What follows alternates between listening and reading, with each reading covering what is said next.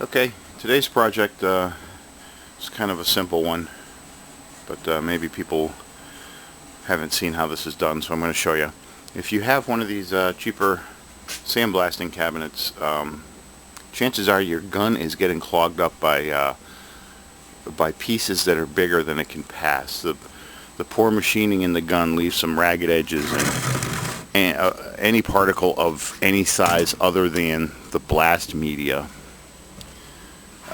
gets clogged in the gun.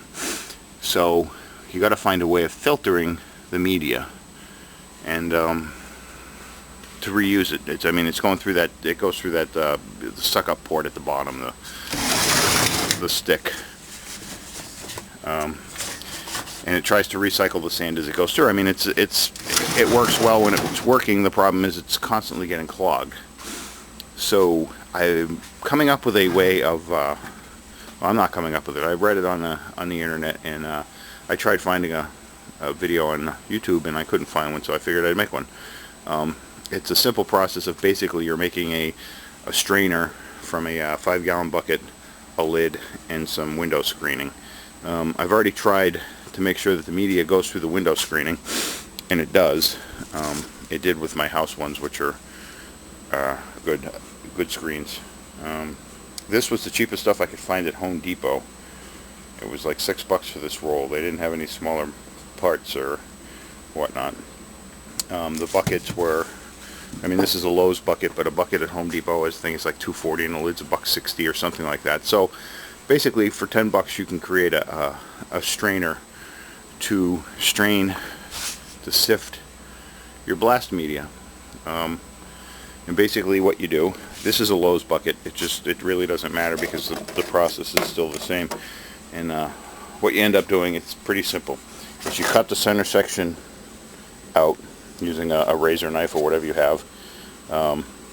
You cut the bucket at about an inch or two down from this end, put your window screening over the top, put your lid on that's now open, and basically what you've made is a strainer that will fit inside of another bucket, and you just pour your media on top. It sifts down. Pour your media on top of it, and it sifts down into the other bucket. Let me get the pieces cut up, and I'll show you what I mean. Okay, I'm back. This literally took me 5 minutes, if that. You're just going to cut the center out of the lid. It was easy because there was an edge there to follow. You just run a razor knife around it a couple times, lightly scoring it, and sooner or later you break through. Bucket, kind of the same thing. There was actually a mold mark on the edge of it, which made a nice little line to follow. Went around 3 or 4 times, and it came off. Okay, so now we have the top, and we have a ring with a hole in it. What I need now is a piece of screening to fit over that. Let me cut that up and I'll be back. I got a piece of screening. It's cut up. It's bigger than the top of the bucket, which is fine because we're going to press the lid down or hammer the lid down here in a second, and we can cut off any excess if you want to. Obviously I have a lot of excess, so I will probably want to, but yep, what's going to happen now is we're just going to take the ring, we're going to put it on, hammer it on, and this creates our filter. And what will happen then, so let me grab another bucket, got a Home Depot bucket here. What you would do then is, once this is made and cleaned up, this whole contraption will go, you can take the handle off, it's probably not needed, it will go and it will slide inside your next bucket. Just like they stack, this one slides inside. Slides inside so it stays, and you would take your media, however you happen to get it out of your little sandblaster, by hand or using the little port that's at the bottom. You would just put your media on top here, and anything too big to go through the screen will sit on top, and the media, which I'm using a fine walnut, will fall right through. And when you're done, you lift off your new filter system, and inside the bucket will be clean media. Let me let me hammer that together and clean it up a bit, and I'll show you how it works after that.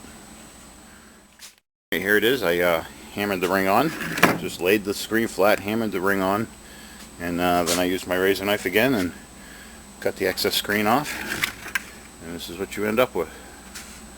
Screen inside there.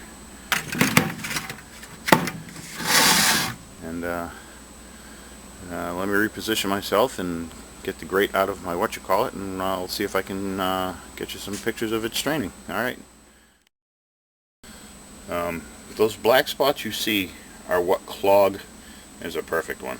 That's going to, when that gets cycled back through the system, that's going to clog the gun.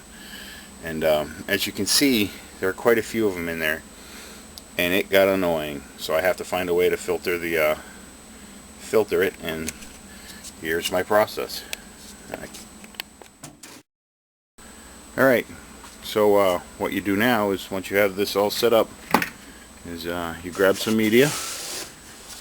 My little handheld's my homemade scoop here, and you just pour it on top of the screening and shake a little bit, because the screening ends up being almost perfect for the fine corncob media, and it gets filtered through. But what doesn't get filtered through is the stuff that would have clogged the gun, and that's what I want out. So I mean, it's a quick and easy process. Like I say, the instructions are on the internet, written.